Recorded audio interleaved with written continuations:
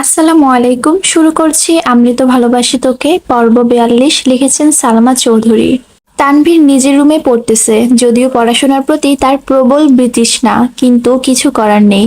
আবিরের সাপোর্ট, মেঘের জেদ, বন্যাকে নিজের করে পাওয়ার ইচ্ছে, আর সেই সবকিছু পূরণ করতে পড়াশোনার কোনো বিকল্প নেই। আগামী সপ্তাহে কোচিংয়ে ভর্তি হবে, তাই আগে থেকেই বইগুলো একটু দেখে নিচ্ছে। হঠাৎ আবির দরজায় দাঁড়িয়ে মৃদু সুরে বলল, আসবো?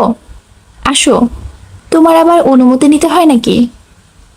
আবির দরজায় চাপিয়ে বিছানায় বসে গম্ভীর কণ্ঠে প্রশ্ন করলো, এই পড়াশোনা কতদিন চলবে? তানভীর চোখ নামিয়ে শান্ত কণ্ঠে বলল, আমি সরকারি চাকরি করতে চাই। চাকরি করতে তোকে বারণ করছি না, কিন্তু চাকরি পেতে গেলে যতটা শ্রম আর চেষ্টা করতে হবে, ততটা পরিশ্রম করার ধৈর্য কি তোর আছে? আমি চেষ্টা করব।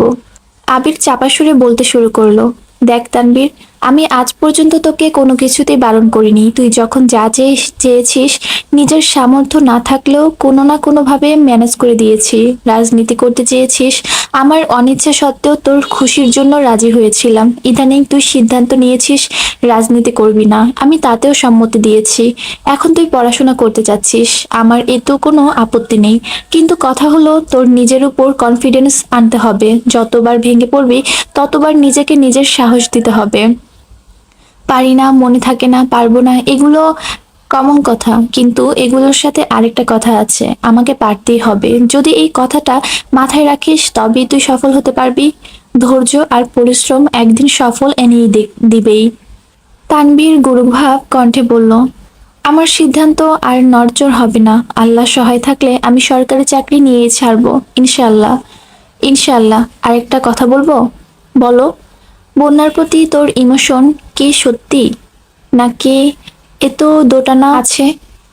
এখনো সময় আছে, তুই ভেবে দেখতে পারিস। পড়াশোনা, রাজনীতি, কেরিয়ার, জব, এগুলো তোর মনে পছন্দ পরিবর্তন করতে পারলেও ভালোবাসা, ইমোশন কখনো পরিবর্তন করা যায় না। বন্যার প্রতি প্রেমানুভূতি যদি না থাকে, তাহলে আগেই দূরে সরে যা। নষ্ট করলে নিজের জীবনটাই নষ্ট করিস। আরেকটা নিষ্পাপ জীবনকে জড়িয়ে তাকে কষ্ট দিস না। তানভীর চিবুক নামিয়ে তপ্ত সুরে বলল, আমি সত্যি সত্যি বন্যাকে ভালোবাসি, তুমি বিশ্বাস করো। হয়তো তোমার মতো এত ভালোবাসতে পারি না, কিন্তু আমার জায়গায় থেকে আমি তাকে সবটুকু দিয়ে ভালোবাসতে চাই। আবির কণ্ঠ দ্বিগুণ ভারী করে বলল, অতীত এসে মানসিকভাবে বিরক্ত করবে না তো? আমার জীবনে অতীত বলতে কিছু নেই। আমি বর্তমান নিয়ে ভালো আছি, আর আমি বর্তমান নিয়েই ভালো থাকতে চাই। গুড। শুনলাম সেদিন তোর এক্সকে থাপ্পড় মেরেছিস, তারপর কি দেখা হয়েছিল? তানভীর আটকে উঠে বলল, তুমি কিভাবে জানো? আমি তো বোনকে জানাতে বারণ করেছিলাম, বলে দিয়েছি তোমায়। ও আচ্ছা, তাহলে তোর বোনও জানে? এখন থেকে আমার কাছে কথা লুকানো শিখাচ্ছিস? তুমি ভুল বুঝো না প্লিজ। ওই মেয়ের কথা শুনলে তুমি রাগ করতা, তাই বলিনি। আর আমি নিজেও এই বিষয়টাকে পাত্তা দিতে চাইনি, কিন্তু সেদিন হাসপাতালে বন্যার সামনে জান ডাকছিল, তাই রাগে থাপ্পড় মেরেছিলাম। আবির ভ্রু কুঁচকে সন্দেহের দৃষ্টিতে তাকিয়ে বলে উঠল, জান? সম্পর্ক এত দূর চলে গিয়েছিল? ছি, না, এই মেয়ে জীবনও জান ডাকেনি আমায়। তুই তোকারি করেই সময় কাটাতো না আবার জন্য। বন্যাকে দুদিন আমার সাথে দেখেছে, হয়তো সন্দেহ করেছে, তাই এমনভাবে কথা বলেছে। আবির শান্ত সুরে বলল, তুই কি জানিস বন্যাকে রাস্তায় ডেকে ওই মেয়ে একদিন তোর সম্পর্কে কথা বলেছে? কি? কবে? আমি কিছু শুনিনি তো। বন্যাও তো কিছু বলেনি। তুমি কিভাবে জানো? বন্যা কেন তোকে বলবে? বন্যা কি তোর গার্লফ্রেন্ড? প্রপোজ করেছিস ওকে? সাহসী পাই না যদি রিজেক্ট করে দেয়। কিন্তু তোমাকে ওই কথা কে বলেছে? সানি বলেছে। সানির বাসার কাছে বন্যার টিউশন পড়াতে যায়। বন্যার সাথে ওই মেয়ে কথা বলার সময় সানি পাশ দিয়ে যাচ্ছিল, তখন তোর কথা শুনে দাঁড়িয়েছে, আর যতটা শুনেছে সবটাই আমায় বলেছে। এটা তুমি আমার আগে বললো না কেন? ওই মাইয়ারে এখন মাটিতে কুপাতে ইচ্ছে করছে। একেই বন্যাকে মানাতে পারছি না, তার উপর আরেক যন্ত্রণা হাজির। আমি এখন কি করব বলো? তোর এক্সের কথা জানে সে? বোনও বলেছে কিনা জানি না, কিন্তু আমি এখনো কিছু বলিনি। তোর উচিত বন্যাকে সবকিছু জানানো। তার উপর তোর প্রতি তার কি অনুভব প্রকাশ পায় সেটাই দেখার বিষয়। আচ্ছা, ঠিক আছে। আবির উঠে যেতে যেতে আবারও বলল, লাস্ট বার বলছি, ডিসিশন নেওয়ার আগে আবারও ভাব। একটা মেয়ের জীবন সম্পূর্ণ তোর হাতে। তুই ভালো হলে মেয়েটা সুখী হবে, আর তুই খারাপ হয়ে মেয়েটা দুঃখী হবে। ভাব ভাব, সারা রাত ভাব, প্রয়োজনে 2 রাত না ঘুমিয়ে তারপর ভাব। আজ শনিবার, মোজাম্মেল খান বাসায় ফিরেছেন। চাচ্চুর সাথে দেখা করতে আবির আজ একটু তাড়াতাড়ি বাসায় ফিরেছে। মূলত চাচ্চুর মনের অবস্থা বুঝতেই আগেভাগে এসেছে আবির, কিন্তু মোজাম্মেল খান তেমন কোনো বিষয় আলোচনা করেননি। ওনার আলোচনার টপিক প্রজেক্ট লাভ লস আর সিফাত। চাচ্চুর সাথে কথা শেষ করে আবির নিজের রুমে চলে গেছে। এই সময়ে অফিস গেলেও তেমন কোনো কাজ আসবে না, তাই আর বের হয়নি। নিজের রুমে বসে ল্যাপটপে কাজ করছিল। কিছুক্ষণ কাজ করার পর বেশ ক্লান্ত লাগছে, তাই কফি করতে নিচে যাচ্ছিল। মেঘের রুমের সামনে দিয়ে যাওয়ার সময় মেঘের ফোনের রিংটন শব্দ শুনতে পায়। মেঘের ফোনে কল বেজেই যাচ্ছে। আবির মেঘের রুম পেরিয়ে গেছে, কিন্তু অনবরত ফোনের শব্দে আবির অবচেতন মনে ঘুরে আসলো মেঘ রুমে আছে কিনা দেখার জন্য উকি দিল। রুম সম্পূর্ণ ফাঁকা। টেবিলের উপর ফোনটা আপন গতিতে বেজেই চলেছে। আবির রুমে ঢুকে ফোনের দিকে তাকাতে স্ক্রিনে বন্যার ছবি আর বেবি লিখে সেভ করা নাম্বারটা আসলো। আবির ভাবলো রিসিভ করে বলবে যে মেঘ রুমে নেই। আবির স্বাভাবিকভাবে কল রিসিভ করে বলতে নিল, তার আগে বন্যা উত্তেজিত কণ্ঠে বলতে শুরু করলো, হাই ননদিনী, কি করতেছো তুমি? কতগুলো কল দিচ্ছি, রিসিভ করছিলে না কেন? আমার ছোট ননদ আর দেবর কি করছে? আবির উষ্ণ সুরে বলল, তোমার নন্দিনী সম্ভবত ছাদে, আমি তোমার ভাসুর বলছি। বন্যা থতমত খেয়ে কাঁপা কাঁপা গলায় বলে উঠল, আবির ভাইয়া? জি, আপনার আবির ভাইয়া। বন্যা নিজের কপাল চাপড়াচ্ছে, মুখের উপর কল কাটতে পারছে না, আবার কিছু বলতেও পারছে না। বন্যা উদাসীন কণ্ঠে বলল, আসসালামু আলাইকুম ভাইয়া। ওয়ালাইকুম আসসালাম। ভালো আছেন ভাইয়া? আমি ভালো আছি, তবে অন্য কারোরটা জানি না। ননদিনের খোঁজ খবর নেওয়া ভালো কথা, কিন্তু মাঝে মাঝে নিজের বেপরোয়া জামাইয়ের খোঁজ খবরও একটু নিও। বন্যা মনে মনে নিজেকে ইচ্ছে মতো বকছে। প্রকাশ্যে অত্যন্ত নমনীয় কণ্ঠে বলল, ভাইয়া আসলে ওইরকম কিছু না। আবির শ্বাস ছেড়ে শান্ত কণ্ঠে বলল, ভালোবাসলে নিজের মানুষকে যত্ন নিতে শিখতে হয়। আর হ্যাঁ, তোমাদের ননদ ভাবের সম্পর্কের মাঝে ঢুকে পড়ার জন্য সরি। আল্লাহ হাফিজ। আল্লাহ হাফিজ। আবির কল কেটে সরাসরি ছাদে গেল। মেঘ গান গাইতে গাইতে গাছের ঘাস পরিষ্কার করছে। আবির কিছুটা পেছনে দাঁড়িয়ে আস্তে করে গলা খাকারি দিয়ে বলল, কেউ একজন বলেছিল আমি ফিরলে আমাকে সারপ্রাইজ দিবে, কিন্তু আজও দিল না। সে কি ভুলে গেছে? মেঘ গম্ভীর কণ্ঠে বলল, সে ভুলে যায়নি, কিন্তু কিন্তু কি? আপনি যদি কিছু মনে করেন। আমি কিছু মনে করব না, বলুন। মেঘ চিন্তিত কণ্ঠে শুধালো, আগে এটা বলুন, ভাইয়া যে বন্যাকে পছন্দ করে এটা কি আপনি জানেন? আবিরের চিরচেনা কণ্ঠস্বরের জবাব, জানি। মেঘ আঁতকে উঠে প্রশ্ন করলো, কবে থেকে জানেন? প্রায় 2.5 বছর হতে চলল। মেঘ হতবাক হয়ে তাকিয়ে থেকে উদ্বিগ্ন কণ্ঠে বলল, ভাইয়া এত বছর যাবৎ বন্যাকে পছন্দ করে? হ্যাঁ। এখন বল কি করেছিস? আমি তেমন কিছু করিনি। ভাইয়া বন্যাকে পছন্দ করে এটা কয়েক মাস হলো আমি জানতে পেরেছি, তাই বোন হিসেবে আমি আমার দায়িত্ব পালন করেছি। আবির রাশভারী কণ্ঠে শুধালো, কি দায়িত্ব?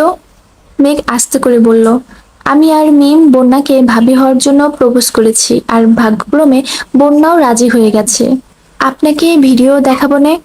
আবির নিরেট কণ্ঠে বলল, এই জন্যই ফোনে এত যত্নের সহিত ননদিনী বলে ডাকছিল। মেঘ ভারী কণ্ঠে বলল, আপনি কিভাবে জানেন? আবির সশব্দে হেসে বলল, তোকে কল দিয়েছিল। আমি কল রিসিভ করে শুধু বলতে চেয়েছিলাম তুই ছাদে, কিন্তু তার আগে সে সব বলে ফেলেছে। তারপর?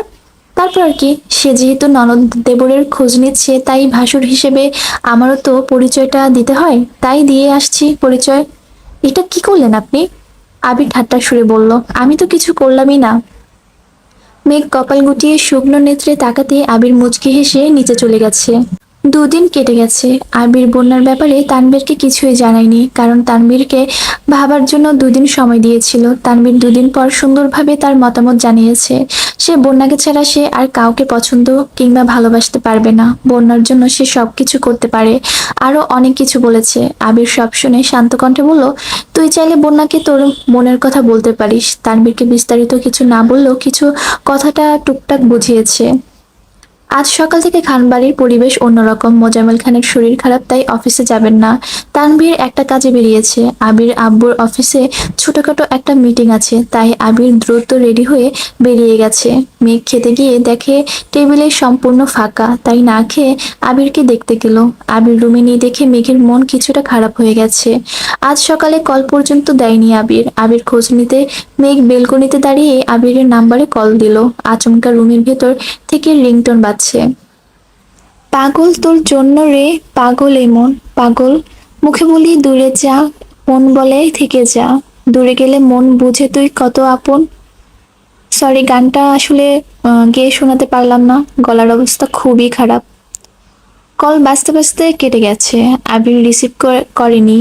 মেঘ দ্বিতীয়বার আবিরের নাম্বারে কল দিল। পূর্বের ন্যায় রুম থেকে একই গান বাজতেছে। মেঘ কপালে ভাঁজ ফেলে আনমনে রুমের দিকে এগিয়ে গেল। বিছানার উপর আবিরের ফোনটা পড়ে আছে, সেই ফোনেই এই গান বাজতেছে। মেঘ এগিয়ে গিয়ে ফোনের স্ক্রিনে তাকাতেই রীতিমতো আশ্চর্য বনে গেল।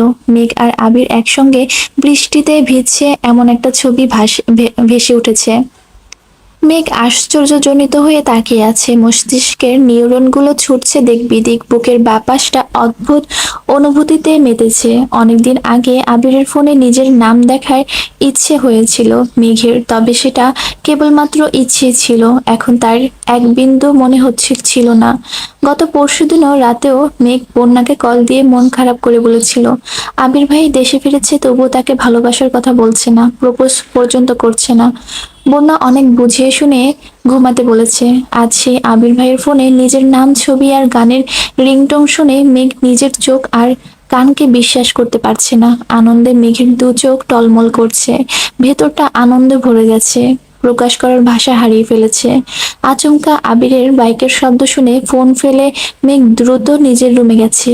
আবির নিজের রুম থেকে ফোন নিয়ে মেঘের রুমের সামনে এসে থমকালো। দরজা থেকে উদ্বিগ্ন কণ্ঠে শুধালো, কল দিয়েছিলে কেন? মেঘের দু চোখ ভেজা, চিকচিক করছে পানি। আবিরের দিকে না তাকিয়ে কাঁপা কাঁপা গলায় বলল, খেয়েছেন কিনা জিজ্ঞেস করতে কল দিয়েছিলাম। সত্যি নাকি অন্য কিছু বলতে কল দিয়েছিলে?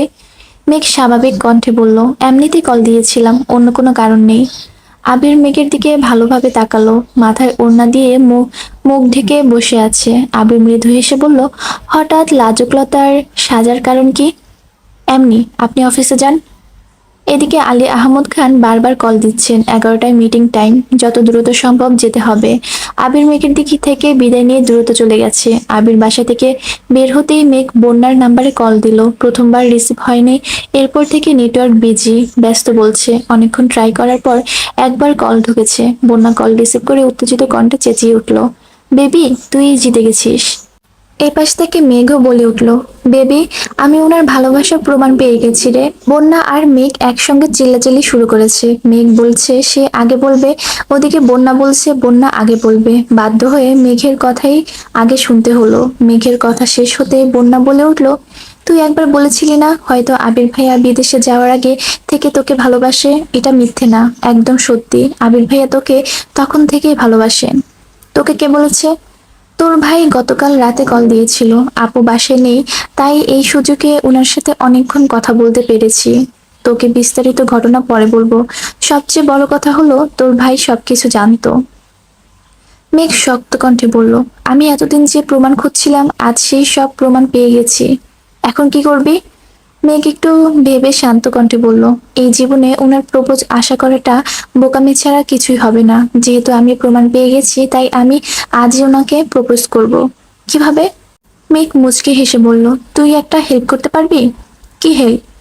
আমার জন্য একটা নীল শাড়ি কিনে আনতে পারবি? তুই ওনাকে প্রপোজ করতে যাবি? হ্যাঁ যাব। আমি এতদিন প্রমাণ খুঁজছিলাম, কিন্তু শক্তপোক্ত কোনো প্রমাণ পাইনি, তবে আজ পেয়েছি, তাই আর ছাড়তে পারবো না। উনি বলেছিলেন উনি বাসায় ফিরলে আমি যা চাই তাই হবে। আমি আজ ওনাকে চাইবো, আশা করি উনি আমাকে ফেরাবেন না। তুই শুধু শাড়িটা কিনে আয় প্লিজ। আচ্ছা ঠিক আছে, আসতেছি। Love you baby.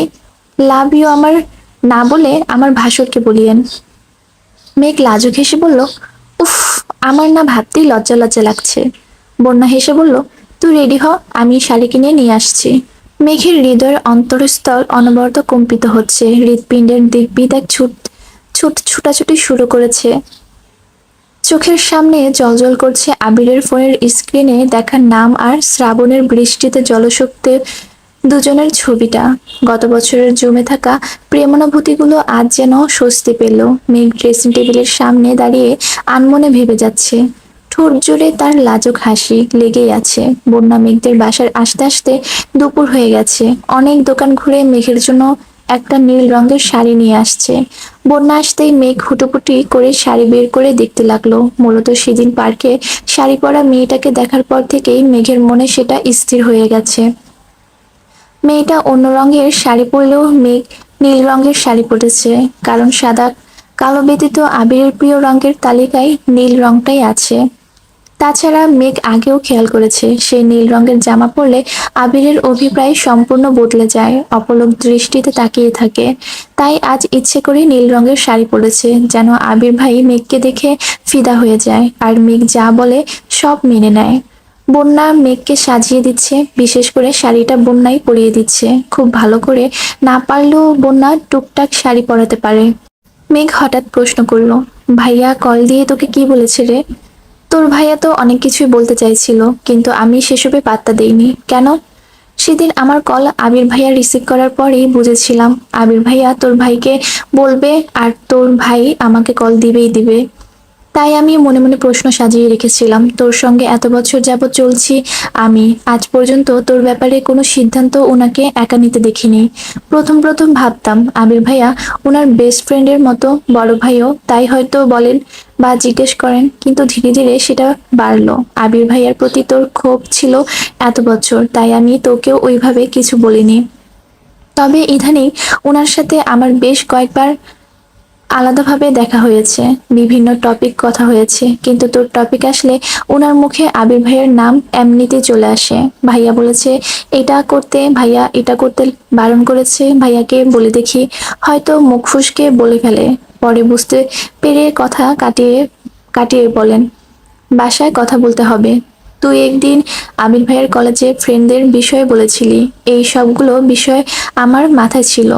সবচেয়ে বড় বিষয়, সেদিন হাসপাতালে তুই যখন অজ্ঞান ছিলি, তখন আবির ভাইয়া ফোনে ওনাকে যেভাবে ঝাড়ছে তুই বিশ্বাস করবি না, ওনার চোখে মুখে একদম অন্ধকার হয়ে গিয়েছিল।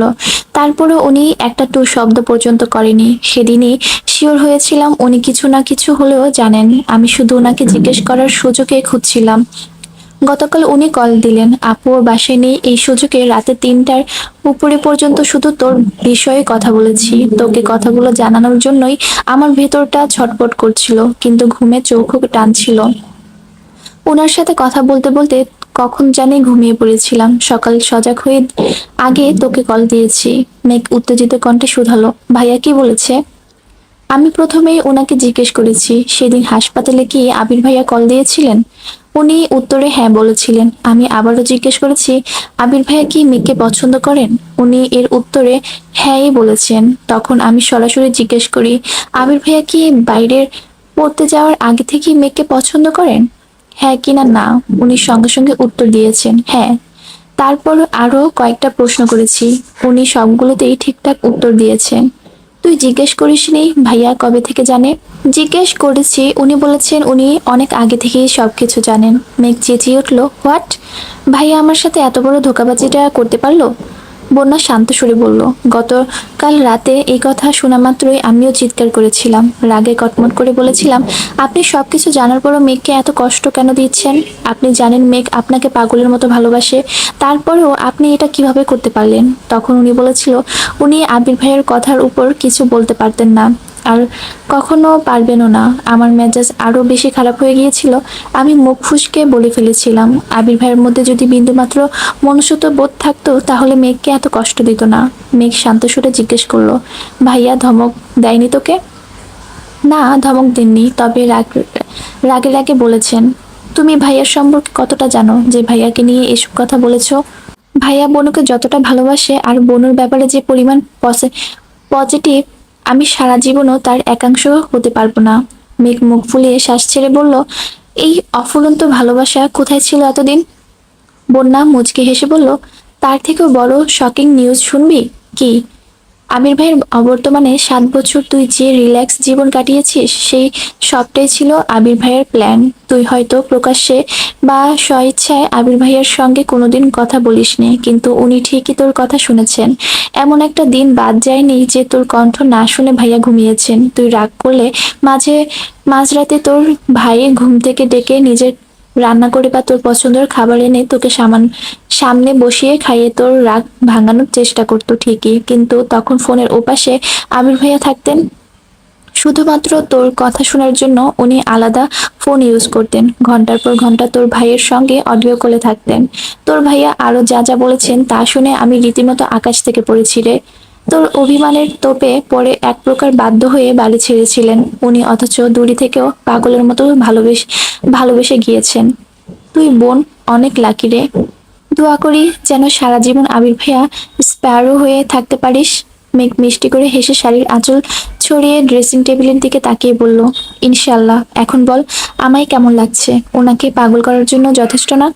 বন্যা হিজাব ঠিক করে দিতে দিতে বলল, মাশাল্লাহ, তোকে খুব সুন্দর লাগছে। আবির ভাইয়া ছাড়া আর কোনো নজর যেন না লাগে।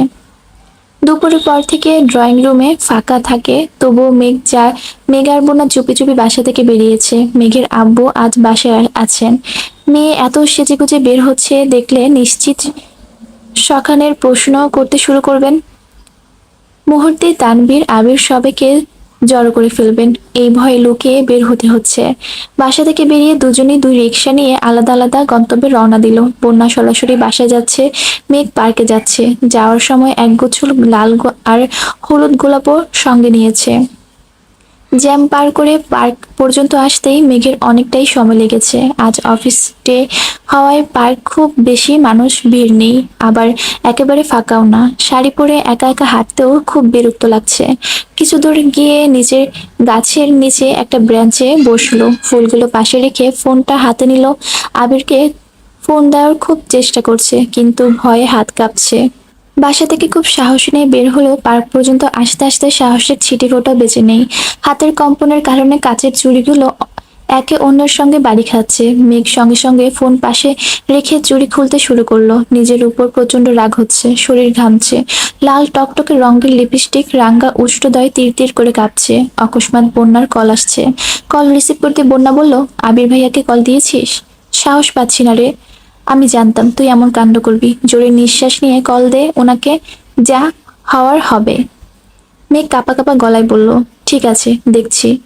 মেঘ পার্কে এসেছে প্রায় 20 মিনিট হয়ে গেছে, এখনো আবিরকে কলই দিতে পারছে না। বারবার ফোন হাতে নিচ্ছে, আবার রেখে দিচ্ছে। সূর্য পশ্চিমা আকাশে অনেকটা হেলে পড়েছে, পল্লবীতে আঁখিতে তাকিয়ে সেই দৃশ্য দেখছে। মেঘ আচমকা নড়ে চড়ে বসলো। এর মধ্যে মেঘের থেকে কিছুটা দূরে একটা বাইক এসে থামলো, কিন্তু মেঘের সেদিকে নজর নেই। মেঘ দীর্ঘ নিঃশ্বাস ছেড়ে ফোন হাতে নিয়ে আবিরের নাম্বারে কল দিল। হাঁটুর উপর হাত রেখে ঝুঁকে ফোনের স্ক্রিনে তাকিয়ে মেঘ বারবার ঢোক গিলল। আবির কল রিসিভ করলে কি বলবে মনে মনে তাই সাজাচ্ছে। অকস্মাৎ মেঘের ঠিক সামনে কেউ একজন দাঁড়াতেই মেঘ আঁতকে উঠল। নীল রঙের একটা আবছা চোখে লাগতেই মেঘ মেরুদণ্ড সোজা করে বসতে বসতে শুকনো নেত্রে তাকাতে নিল। ততক্ষণে আবির মেঘের সামনে হাঁটু গেড়ে বসে পড়েছে। আবিরকে দেখেই চমকে উঠল মেঘ। মেঘের অবিশ্বাস্য চাহনি দেখে আবির মুচকে হাসলো। আবিরের পরনে নীল পাঞ্জাবি, সানগ্লাসটা বুকের উপর পাঞ্জাবিতে ঝুলানো। চুল দেখে বোঝাই যাচ্ছে বাইক থেকে নেমে হাতেই ঠিক করেছেন। ঠোঁটে লেগে আছে মায়াবী হাসি। আবির এক মুহূর্ত দেরি না করে মেঘের সামনে একগুচ্ছ সাদা গোলাপ ধরে নিঃস্বার্থ কণ্ঠে বলতে শুরু করলো, তুই আমার মন পিঞ্জরে নিপট অগ্র দামিতে থাকা এক অন্তশীল ক্ষীণত্ব অনুভূতির রাজ্যের তৃষ্ণার্ত কাব্য। এলোকেশীর এলো চুল, উত্তাল উধুদির তরঙ্গের ন্যায় কুহকিহিনী হাসি, প্রণয়িনীর নিখুঁত আয়ত্তা, মুগুর নয়নের মতো বিমুখ চোখে বারংবার হারিয়ে খুঁজেছি নিজেকে। মেঘ দুহাতে মুখ চিপে ডাগর ডাগর চোখে আবিরের অভিমুখে তাকিয়ে আছে। হার্টবিট বেড়েছে কয়েক গুণ, সেদিকে কোনো খেয়াল নেই। আবিরের প্রশ্নে চক্ষুদ্বয় প্রশস্ত করে অবচেতন মন চেয়ে উঠল। না, আমি মানি না। মেঘের চোখে মুখে অল্প বিশ্বস্ত ক্রোধের আভাস পাওয়া যাচ্ছে। আশেপাশে বসা 2-4 জন মেঘ আবিরের দিকে এমনভাবে তাকিয়ে আছে যেন মেঘ আর একটা চিৎকার দিলেই ছুটে আসবে। আবির আশেপাশে তাকিয়ে পরিস্থিতি বুঝে নিল। মেঘের মায়াবী দুই আখির আবিরের চোখে মুখে নিবদ্ধ। সকাল থেকে নেয়া মানসিক প্রিপারেশন, সাজগোজ সব যেন বৃথা হয়ে গেল। মেঘ মুখ ফুলিয়ে শ্বাস ছেড়ে বলল, আপনি আমার সব প্ল্যান ধ্বংস করে দিতে দিতে পারলেন। আবির তখনও হাঁটু গেড়ে বসে আছে, হাতে থাকা সাদা গোলাপগুলো দিকে তাকিয়ে গলা খাকারি দিয়ে আস্তে করে আবারও বলল, আমি রূপকথার রাজকুমার হতে চাই না, শুধু তোর মনের রাজ্যের রাজা হতে চাই। Will you be my queen? মেয়ে কাঁদো কাঁদো মুখ করে তাকিয়ে আছে। আবির বিরক্ত হয়ে ঠান্ডা কণ্ঠে হুমকি দিল, no problem, if you don't take the flowers I will give them to another girl. Will I? কথাটা বলতে দেরি হয়েছে, কিন্তু আবিরের হাত থেকে মেঘের ফুল টেনে নিতে দেরি হয়নি। ফুলগুলো আলতোভাবে জড়িয়ে ধরে মেঘ হুংকার দিয়ে উঠল, ফুলও আমার, আর আপনিও সহ, আমার রাজ্য আমার। আপনার মনের রাজ্যের কেউ উকিও দিতে পারবে না, এই আমি বলে রাখলাম। মেঘ রাগে ফোঁসফোঁস করছে, মাথা নিচু করে ঘন ঘন শ্বাস ফেলছে। আবির নিঃশব্দে হেসে নিজের দুই হাঁটুতে ভর দিয়ে মেঘের উড়োতে মাথা রেখে মেঘের চোখের দিকে তাকালো। মুহূর্তেই মেঘের রাগ আর অভিমান উধাও হয়ে গেছে। মেঘের হৃৎপিণ্ডের গতি অস্বাভাবিক, জোরালো হৃৎস্পন্দন শব্দ বাহির থেকে শোনা যাচ্ছে। আনমনি হাতের ফুলগুলো বুকের সঙ্গে চেপে ধরে আবিরের দিকে তাকালো। আবিরের নিঃস্বার্থ হাসিতেই মন্ত্রমুগ্ধ মেঘ। আবির অন্তত মায়াবী কণ্ঠে বলল, মনের রাজ্যে উকি দেওয়া তো দূর, আমার দিকে কেউ তাকানোর আগেই বলে দিব, প্লিজ খালা, আমার দিকে তাকাবেন না। আমার মনে একটা পরিমতো বউ আছে, বউটা যেমন কিউট তেমন হিংসুটে। আবিরের মুখে বউ শব্দটা শুনে মেঘ আশ্চর্য নয়নে তাকিয়ে আছে। অজানা শিহরণে মন উড়ু উড়ু করছে, বারবার কানে বাজছে, আমার ঘরে একটা পরীর মতো বউ আছে। অদ্ভুত অনুভূতি মনকে রাঙিয়ে দিচ্ছে। লজ্জায় আবিরের চোখ থেকে দৃষ্টি সরিয়ে নিয়েছে অনেক আগেই, তবুও বক্ষস্থলের ইতস্ততা কাটাতে পারছে না। আবির মেঘের উড়ো থেকে উঠে মেঘের ডান হাতটা নিজের কাছে টেনে নিল। আবিরের অনাকাঙ্ক্ষিত স্পর্শে মেঘের হাত সহ সম্পূর্ণ শরীর কম্পিত হচ্ছে। আবির হাতটাকে শক্ত করে ধরে মৃদুভাবে চুমু খেয়ে মোলায়েম কণ্ঠে বলল, আজ থেকে আমি শুধু তোর, আমার উপর তোর অধিকার সবচেয়ে বেশি, তুই যখন যা বলবি তাই হবে, খুশি? আবিরের চুমুতে মেঘের শরীর ঝাঁকুনি দিয়ে উঠেছে। সেদিন অর্ধঘুমিয়ে থাকায় আবিরের কপালে দেওয়া চুমুটা সেভাবে উপলব্ধি করতে পারেনি, তবে আজ মেঘ সম্পূর্ণ সজ্ঞানে আছে। মেঘ নির্বাক হয়ে বসে আছে, বহু চেষ্টা করেও গলা দিয়ে কথা বের করতে পারছে না।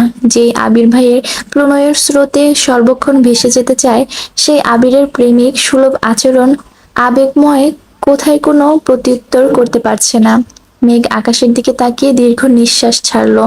চোখ নামাতেই নিজের কেনা লাল আর হলুদ গোলাপের দিকে নজর পড়ল। সহসা মনে পড়ে গেছে নিজের করা পরিকল্পনার কথা। মেঘ গুরুতর কণ্ঠে বলে উঠল, আপনি এটা কেন করলেন? আমি সকাল থেকে প্ল্যান করে ভাবিকে নিয়ে দিয়ে শাড়ি কিনে সেজেগুজে আসছি, আর আপনি আমার সব পরিকল্পনা নষ্ট করে দিয়েছেন। আপনি খুব পচা। আবির মেঘের হাত ছেড়ে বসা থেকে উঠে সরাসরি মেঘের দুপাশে বেঞ্চে হাত রেখে মেঘের দিকে ঝুঁকে দাঁড়ালো। মেঘ ঠোঁট উল্টে মনমরা হয়ে আবিরের দিকে চেয়ে আছে। আবির প্রশস্ত আঁখিতে তাকিয়ে নিরেট কণ্ঠে বলল, আমার এত বছর অনুভূতি, আসক্তি আর সুদূর প্রসারী পরিকল্পনা আপনি কেবল কয়েক ঘন্টায় তছনছ করে দিয়েছেন। তবুও আমি চুপচাপ বসে দেখব। আপনি ভাবলেন কিভাবে? মেঘ নিরেট দৃষ্টিতে তাকে শক্ত কণ্ঠে শুধালো, আমি এখানে আসছি এটা আপনি কিভাবে জানেন? আবির মুচকি হেসে বলল, সকালে আপনার হাবভাব দেখেই সন্দেহ হয়েছিল। তানভীরকে কলও দিয়েছিলাম, কিন্তু ও ফোন রিসিভ করেনি। 2টা বেজে 37 মিনিট আপনি শাড়ি পরে বাসা থেকে বের হতেই আমার কানে খবর চলে এসেছে। তানভীরকে কল দিতে দিতে অতঃপর জানতে পারলাম যে আপনার সন্দেহ ঠিক। তানভীর বন্যাকে বলে ফেলেছে, মানে আপনার কানে কথা চলে গেছে। 3টা 16-তে ফুলের দোকানে ফুল কিনছিলেন, আর আমি তখন শপিং মলে আপনার শাড়ির সঙ্গে ম্যাচিং পাঞ্জাবি খুঁজতে ব্যস্ত। আপনি এখানে এসে বসেছেন ঠিক 4টা 22-এ। তখন আমি রেডি হয়ে বেরিয়ে ফুল কিনতে যাচ্ছি। ফুল নিয়ে আসতে আসতে তাই একটু দেরি হয়ে গেল। আপনি এত কিছু কিভাবে জানেন? ম্যাম, আপনাকে আগেই বলেছিলাম, আপনাকে ছাড় দিয়েছি কিন্তু ছেড়ে দেয়নি। তাছাড়া আপনি যার তার মনের মানুষ না, মনে রাখবেন আবিরের পৃথিবী আপনি, আর সেই পৃথিবীকে আগলে রাখতে আবির সব কিছু করতে পারে। খানবাড়িতে চারপাশে ঘিরে এমন কিছু ব্যক্তি আছে যারা নিজের কাজের পাশাপাশি সর্বক্ষণ বাসার দিকে নজর রাখে। খানবাড়িতে কখন কে আসছে, কে যাচ্ছে, কেন আসছে সব আপডেট আমাকে পাঠায়। এমনকি এই যে আমি আপনি এখানে আছি, এখানেও আমার লোক আছে। মেঘ কপাল কুঁচকে বলল, আহ, বললেই হলো, মজা করেন আমার সাথে? আবির মেঘের চোখে চোখ রেখে বলল, আমার ডান পাশে কিছুটা দূরে কালো টি শার্ট পরা ছেলেটাকে দেখ, তার পিছন দিকে কফি কালার শার্টের ছেলে, আর ওইদিকে বাইক বসা ছেলেটাকে দেখ। মেঘ তিনজনের দিকে এক পলক দেখে ভ্রু কুঁচকে প্রশ্ন করলো, তারা আপনার লোক? হুম। বিশ্বাস হয় না? না। ওকে, ওয়েট। আবির ফোন বের করে মেসেজ পাঠাতে ছেলেগুলো যে যার মতো চলে যাচ্ছে। মেঘ অবাক চোখে তাকিয়ে প্রশ্ন করলো, ওনারা সত্যি আপনার লোক? আপনার কথায় সেকেন্ডের মধ্যে চলে গেছে, কিভাবে সম্ভব? আপনার জন্য সব সম্ভব। মেঘ চোখ বড় বড় করে তাকিয়ে জিজ্ঞেস করলো, তারা এখনো এখানে কেন আসছিল? আমার অবর্তমানে কেউ যেন আপনার স্প্যারোর দিকে চোখ তুলে তাকাতে না পারে তার জন্য। তাই বলে তিনজন? আর ওনারা আপনার কি হয়? দুজন ছোট ভাই, একজন ফ্রেন্ড। তিনজনের বাসা কাছাকাছি, তাই বলেছিলাম আমি আসার আগ পর্যন্ত কেউ যেন আশপাশে থাকে। এসে দেখি তিনজনই উপস্থিত। মেঘ নিজের কেনা ফুলগুলোর দিকে তাকিয়ে শীতল কণ্ঠে বলল, ওনাদের জন্য আজ আমার সব শেষ হয়ে গেল। আবির ব্রাঞ্চ থেকে মেঘের খুলে রাখা চুড়িগুলো তুলে মেঘের হাতে পরাতে পরাতে বলল, আর আপনার জন্য আপনার সব পরিকল্পনা নষ্ট হয়ে গেছে? মানে? কিছু না, চলুন। মেঘ নিজের ফুলগুলো আবিরের সামনে ধরে হিমশীতল কণ্ঠে বলে উঠল, আই লাভ ইউ। আবির ফুলগুলোর দিকে তাকিয়ে শক্ত কণ্ঠে বলল, লাল ফুলগুলো সরিয়ে শুধু হলুদ গোলাপগুলো দেন। কেন? লাল গোলাপ ছুঁতে চাই না, তাই। মেঘ যথারীতি হলুদ গোলাপগুলো আলাদা করে ধরতে আবির ফুলগুলো হাতে নিয়ে শান্ত কণ্ঠে বলল, থ্যাংক ইউ। মেঘ আহাম্মকের মতো তাকিয়ে বিড়বিড় করে বলল, কেউ আই লাভ ইউ বললে প্রত্যুত্তরে থ্যাংক ইউ কি বলে? আই লাভ ইউ টু বলতে হয়, এটা কি জানেন না? আবির কথাটা শুনলো কিনা কে জানে। কয়েকটা পিচ্ছি ছেলেকে ডেকে লাল গোলাপগুলো দেখিয়ে দিয়ে যেতে বলল। পরপর মেঘকে নিয়ে বাইক স্টার্ট দিল, নিরুদ্দেশের পথে ছুটলো। মেঘ দু একবার জিজ্ঞেস করছে, কিন্তু আবির তেমন কিছুই বলল না। সন্ধ্যা হয়ে গেছে, মেঘ চুপচাপ বাইকে বসে আছে। আবির বাইকের স্পিড কমিয়ে হঠাৎ ডেকে উঠল, ম্যাম। জি। এত চুপচাপ কেন? এমনিতেই।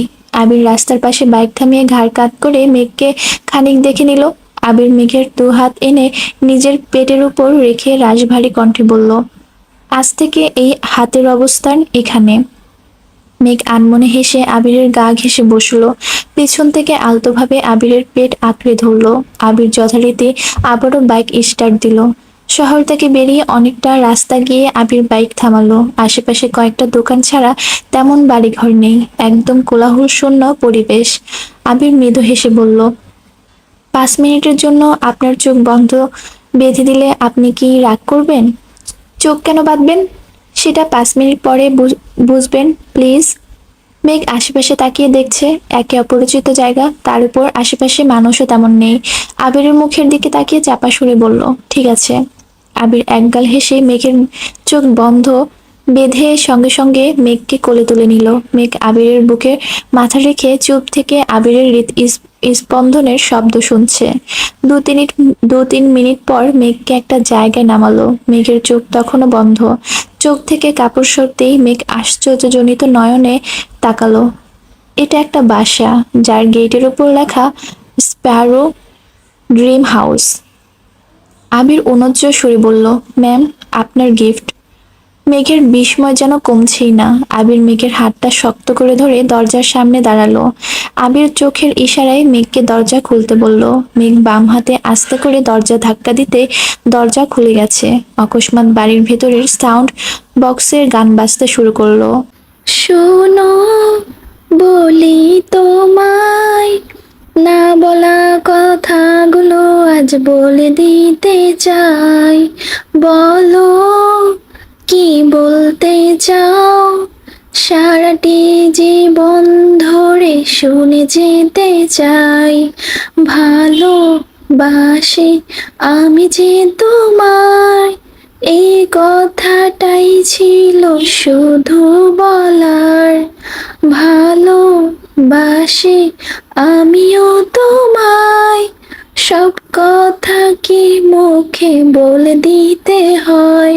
আমার গলার অবস্থা এত খারাপ, মানে আমার না এই কয়েকদিন ধরে খুব কাশি হচ্ছে, এই জন্য আমার মানে কথা বলতে আসলে কষ্ট হয়ে যায়। অনেক জায়গায় দেখা যায় আমি ভুল করতেছি, কিন্তু এই গানটা আসলে আমি এই জন্য শোনালাম যে আমার গানটা এত পছন্দ, বিশ্বাস করো এই গানটা আমি খুবই শুনি। আমার কাছে এই গানটা মানে দেখা মাত্র খুবই ভালো লেগেছে, এই জন্য আর কি তোমাদেরকে একটু শোনালাম। জানি শুনতে তোমাদের কাছে ভালো লাগবে না, তারপরেও শোনালাম, তোমরা কিন্তু কেউ কিছু মনে করবা না, কেমন? দরজা খোলা মাত্র মেঘের চোখে পড়ে ড্রয়িং রুম সাথে বিশাল আকৃতির সিঁড়ির দিকে, যা গাঁদা ফুলে সজ্জিত। ফ্লোর জুড়ে গাঁদা ফুলের পাপড়িতে ছেয়ে আছে। সিঁড়ির উপর জলমল করছে আবির আর মেঘের একটা ছবি, যেটা কোনো এক রেস্টুরেন্টে তোলা ছবি। দেখে মনে হচ্ছে যেন দুজন দুজনের চোখে চোখ রেখে নিজেদের অব্যক্ত অনুরক্তি জাহির করছে। মেঘ চারপাশে চোখ ঘোরাতেই এমন আরো কয়েকটা ছবি চোখে পড়ল। দেয়ালে ছবি লাগানোটা খান বাড়ির কেউই তেমন পছন্দ করে না, তাই শখেও কেউ কখনো নিজের ছবি ফ্রেম বন্দি করেনি। মেঘ অবাক চোখে ছবিগুলো দেখছে আর ঘটনাগুলো মনে করার চেষ্টা করছে, কারণ ছবিগুলোর প্রায় সবই মেঘের অগোচরে তোলা হয়েছে।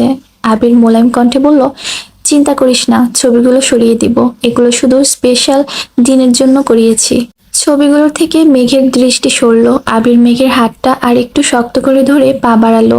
মেঘ আজ নির্বাক, এ জীবনের সেরা সারপ্রাইজটাই পেয়েছে সে। বাকরুদ্ধ মেঘ এক হাতে আবিরের দেয়া গোলাপগুলো শক্ত করে ধরে আবিরের অভিমুখে চেয়ে তাকে অনুসরণ করলো। সাউন্ড বক্সে তখনও গান বাজছে। কিছুটা সামনে এগোতে সিঁড়ির উপরে প্রায় 20-30 জন হাতে ফুলের পাপড়ি সমেত উপস্থিত হলো। সবাই একসঙ্গে বলে উঠল, welcome to your dream house madam. আকস্মিক ঘটনায় মেঘ কিছুটা ভরকালো, সঙ্গে সঙ্গে কেঁপে উঠল মেঘের ছোট্ট দেহ। মেঘ কয়েকজনকে মোটামুটি চিনে, তবে বেশিরভাগই আবিরের অফিসের স্টাফ। মেঘ আনমনি রাকিব ভাইয়া, রাসেল ভাইয়াদের খুঁজলো, কিন্তু তারা এখানে নেই। আবিরের কর্মকাণ্ডে মেঘ পদে পদে আশ্চর্যের চূড়ায় পৌঁছে যাচ্ছে। মনের ভেতর চলমান অস্থিরতা এখন আরো বেশি কাজ করছে। আবির মেঘের হাত থেকে ফুলগুলো নিয়ে সিঁড়ির পাশে রেখে অকস্মাৎ মেঘকে কোলে তুলে নিল। অমনি মেঘের নিঃশ্বাস আটকে গেছে। আতঙ্কিত হয়ে মেঘ অতর্কিত আবিরের পাঞ্জাবি কলার খামচে ধরল, শক্ত করে চোখ বন্ধ করে নিল। আবির মুচকি হেসে সিঁড়ির দিকে পা বাড়ালো। মস্তিষ্ক ক্ষণিকের জন্য আবেগশূন্য হয়ে গেছে। গাঁদা ফুলের পাপড়ি মেঘের চোখে মুখে বাড়ি খাচ্ছে। আকাশচুম্বী লজ্জা আর ইতস্ততায় মেঘ চোখ খুলতে পারছে না। ইচ্ছে করছে সবকিছু ছেড়ে ছুড়ে কোনো এক অন্ধকারাচ্ছন্ন ভূখণ্ডে পদার্পণ করতে। আবির যেতে যেতে তার পিএসকে উদ্দেশ্য করে থমথম কণ্ঠে বলল, মিরাজ, সবার খাবারের ব্যবস্থা করো। জি ভাইয়া। মেঘের হুট করে নেওয়া সিদ্ধান্তে আবিরের সবকিছু এলোমেলো হয়ে গেছে। না পারতেছিল মেঘকে আটকাতে, না পারছিল নিজের পরিকল্পনা বাস্তবায়ন করতে। তাই বাধ্য হয়ে অফিসের স্টাফদের নিয়ে সবকিছু গোছাতে হয়েছে। তাদের খুব ইচ্ছে ছিল মেঘকে ফুল ছিটিয়ে ওয়েলকাম করবে, তাই আবিরও তেমন আপত্তি করেনি। আবিরের নিষ্পলক দৃষ্টি আটকে আছে মিমির লজ্জায় ললিত ধৃষ্টতায়। মেঘের চোখ তখনও বন্ধ। আবিরের উষ্ণ শ্বাস আছড়ে পড়ছে মেঘের গায়ে। আবির ছাদের দরজার পাশে এসে থামলো। মেঘকে নামিয়ে শান্ত কণ্ঠে বলল, চাইলে এবার তাকাতে পারেন। মেঘ মিটমিট করে তাকালো। সঙ্গে সঙ্গে মেঘের আখি যুগল প্রশস্ত হয়ে গেছে। সম্পূর্ণ ছাদ লাইটিং করা, রং বেরঙের আলোতে সজ্জিত সবকিছু। রাকিব এগিয়ে এসে মৃদু হেসে বলল, সরি ভাবি, সময়ের অভাবে আজ ঠিকমতো সাজাতে পারিনি, কিন্তু বিশ্বাস করুন, আপনাদের বাসর ঘর আমি নিজের হাতে সাজাবো। এমনভাবে সাজাবো যেন বাসর ঘর দেখতে দেখতেই রাত পেরিয়ে যায়। রাকিবের মুখে ভাবি ডাক শুনে মেঘ খুশি হবে নাকি বাকির কথায় লজ্জা পাবে সেটাও বুঝতে পারছে না। আবির শক্ত কণ্ঠে ধমক দিল, শুধু শুধু আমার বউটাকে লজ্জা দিচ্ছিস কেন? ওহো, আমার কিছু বললেই লজ্জা দিচ্ছি? আর তুই যে এখানে বাসর করার প্ল্যান করেছিলি, এটা বললে কি হবে?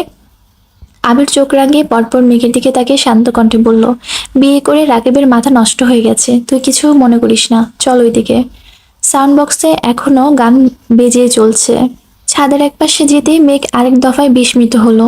লাইটিং করা ইংরেজিতে বড় বড় অক্ষরে লেখা, ম্যারি মি। মেঘ দু হাতে মুখ চেপে সেই লেখাটা দেখছে। রাসেল, লিমন, মোবারক ভাইয়া সহ আবিরের আরো 4-5 জন ফ্রেন্ড এখানে উপস্থিত।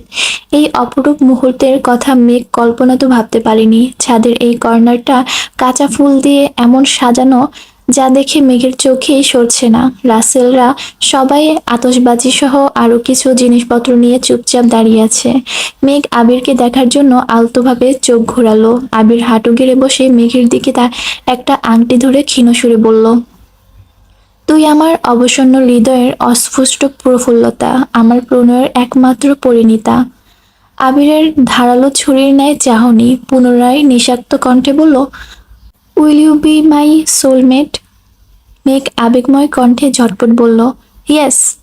আশপাশে রাকিব রাসেলদের দিকে তাকানোর মতো অবস্থা নেই মেঘের। সে এখন অন্য দুনিয়া আছে। আজকের এই দিনটা মেঘের কাছে স্বপ্নের মতো। আবির হাত বাড়াতেই মেঘ নিজের ডান হাতটা আবিরের হাতের উপর রাখলো। আবির সেই হাত সরিয়ে মেঘের বাম হাত সামনে এনে মৃদুগামী হস্তে খুব যত্ন নিয়ে আংটিটা পরিয়ে দিল। মেঘ তীক্ষ্ণ দৃষ্টিতে তাকিয়ে আছে। মনের ভেতরে একটা প্রশ্ন ঘুরপাক খাচ্ছে। গত বছর মেঘের জন্মদিনে আবির বাম হাতের আঙ্গুলে আংটি পরিয়ে দিয়েছিল বলে মিনহাজরা কত কি বলেছিল। মেঘও সেসবের কিছু মনে নিয়েছিল। ভেবে নিয়েছিল বিয়ের আংটি ডান হাতে পরতে হয়, সেজন্যই আজ ডান হাত বাড়িয়েছিল। আবির আংটি পরিয়ে মেঘের হাতে চুমু খেয়ে মোলায়েম কণ্ঠে বলল, লোকে বলে বাম হাতের অনামিকা আঙ্গুলের সঙ্গে নাকি হৃদয়ের সরাসরি যোগ রয়েছে, তাই বিয়ের আংটি বাম হাতে পরাতে হয়। মেঘ আনমনে শক্ত কণ্ঠে শুধালো, আপনি গত বছর আমার বাম হাতে আংটি পরিয়েছিলেন, তখন লোকের কথা জানতেন না? জানতাম, আর জানতাম বলেই বাম হাতে পরিয়েছিলাম। কারণ তুই আমার প্রেমিকা নস, আমার বউ, তাই।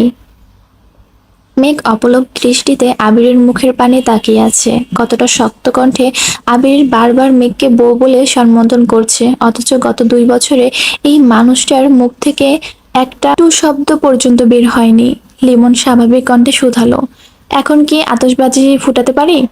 আবির ঘাড় কাত করে সম্মতি দিল। পরপর মেঘের দিকে তাকিয়ে মেঘের হাতটা উপরে তুলে মৃদু সুরে বলল, আংটিটা পছন্দ হয়েছে? আংটির দিকে না তাকিয়ে মেঘ বলে দিল, আপনার দেওয়া প্রতিটা জিনিস আমার কাছে উত্তম আর অমূল্য। আবির মুচকি হেসে বলল, একটু দেখে তো নে। মেঘ আবার আংটির দিকে তাকালো। স্বর্ণের আংটিটা খুব বেশি বড় না হলেও ডিজাইনটা খুব সুন্দর। আংটির ঠিক মাঝ বরাবর অত্যন্ত নিখুঁতভাবে এই লেখা। আবির শান্ত কণ্ঠে বলল, আংটিটা সবসময় হাতে রাখবি। মেঘ তৎক্ষণাৎ আবিরের চুমু খেয়ে বলে উঠল, আমি এই আংটি কখনোই খুলবো না। মেঘের কাণ্ড দেখে আবিরের ঠোঁট চেপে হাসছে। রাকিবরা ছাদের অন্য পাশে গিয়ে আতশবাজি ফুটাচ্ছে।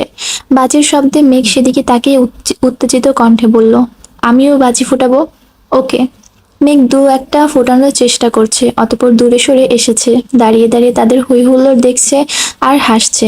এখনো আরো অনেক বাজি ফুটানো বাকি। আবির আচমকা মুখ ফুলিয়ে শক্ত কণ্ঠে বলল, তোরা এখন নিচে যা, আমার ওর সঙ্গে কথা আছে। মোবারক হেসে বলল, শেষ করেই চলে যাব। কয়টা বাজে দেখছিস, এখনই যা। তারাও আর কোনো কথা বলেনি, জিনিসপত্র নিয়ে নেমে যাচ্ছে। আবির ছাদের দরজা লাগাতে গেল। রাকিব আচমকা ঘুরে দরজায় উকি দিয়ে বলল, প্রয়োজনে রুমে যা সাজিয়ে দিচ্ছি, তবুও ছাদে বাসর করার প্ল্যান করিস না যেন। আবির রাগান্বিত কণ্ঠে চেঁচায়, যাবি? রাকিব হাসতে হাসতে নেমে যাচ্ছে। আবির ছাদের দরজা বন্ধ করে মেঘের কাছে এগিয়ে আসলো। মেঘ ভ্রু কুঁচকে বলল, ওনারা কত আনন্দ করছিল, আপনি ওনাদের এভাবে দাঁড়িয়ে দিলেন কেন? আবির গম্ভীর কণ্ঠে বলল, ওদের আনন্দের থেকেও তোর সাথে কথা বলাটা জরুরি। মেঘ শুকনো নেত্রে তাকিয়ে ভয়ে ভয়ে শুধালো, কি কথা?